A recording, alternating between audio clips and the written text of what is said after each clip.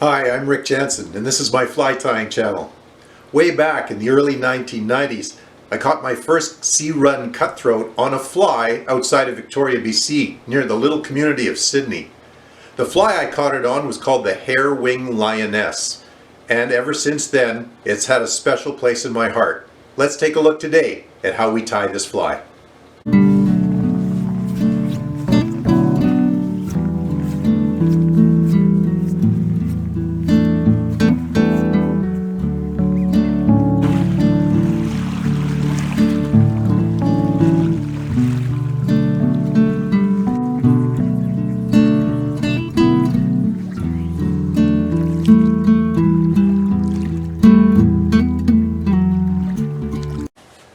Welcome to my fly bench.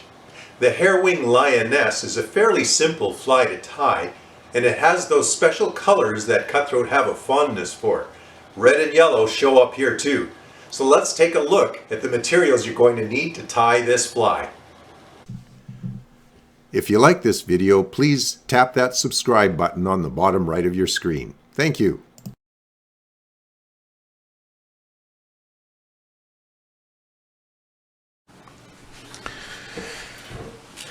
Into my vise I have a Daiichi 2135 size 8 salmon hook.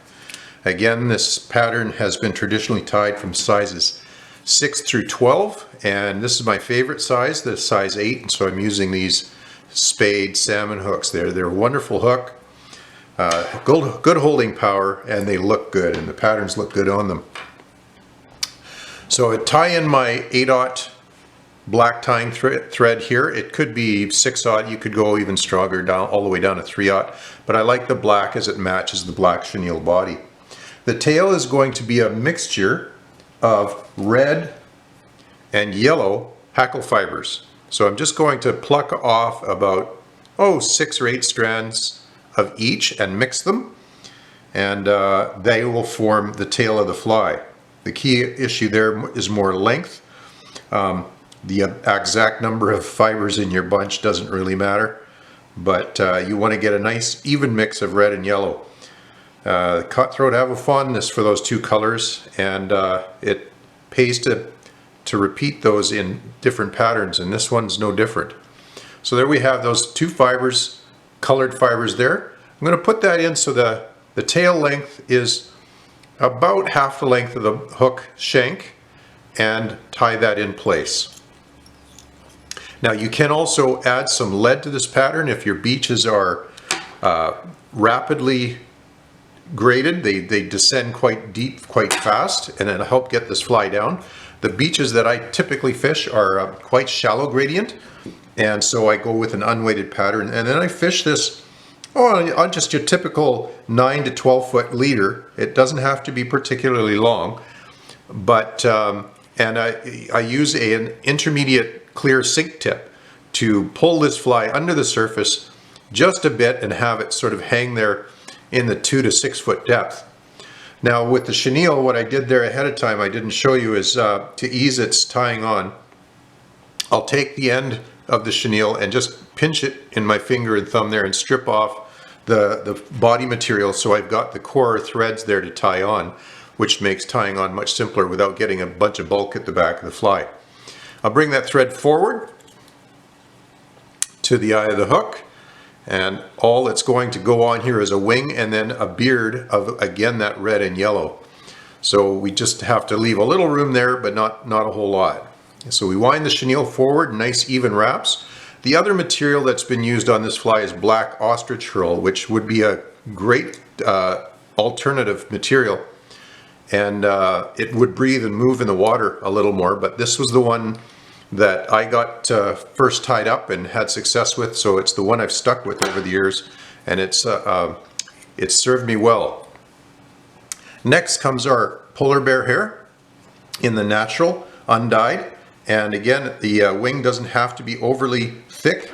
I have polar bear. I demonstrated in one of the previous patterns that you can substitute calf tail quite nicely, like in the American Coachman, and you can see that video if you click on the links and see how the calf tail looks. It looks, at least at this distance on camera, it looks just terrific.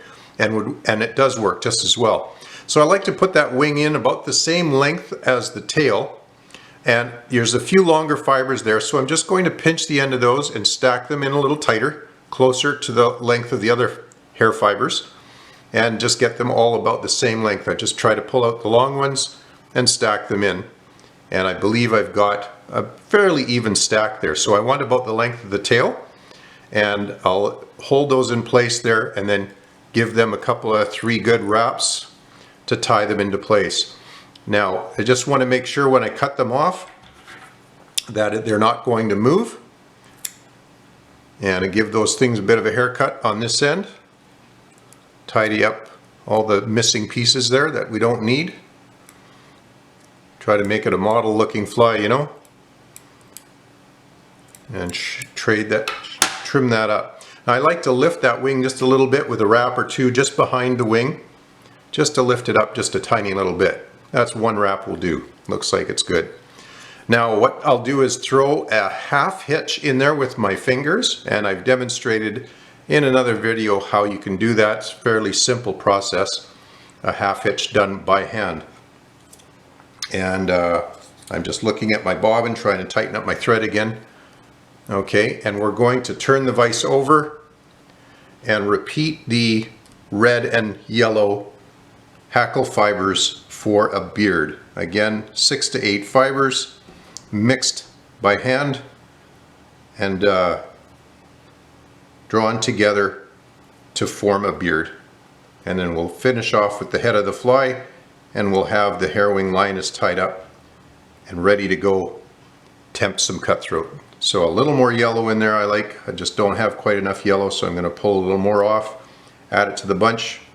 That looks a little better.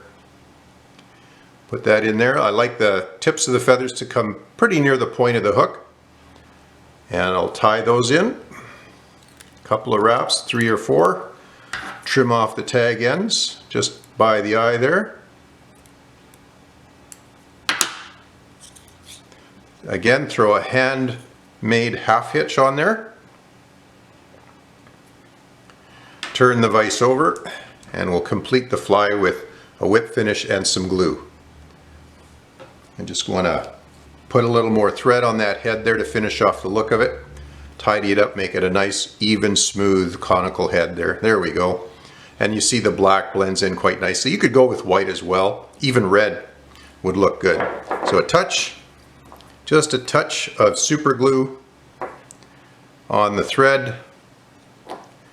Wind those in there, and we'll finish off with a whip finish. Like I said, the first searun cutthroat I ever caught was on this fly, and that was more than 30 years ago, and it's a wonderful fly to attract cutthroat with, searun cutties especially.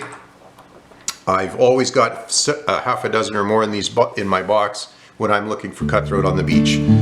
Tight lines, good luck out there. Thank you for watching, and please share this video with anyone else who might be interested. Bye now.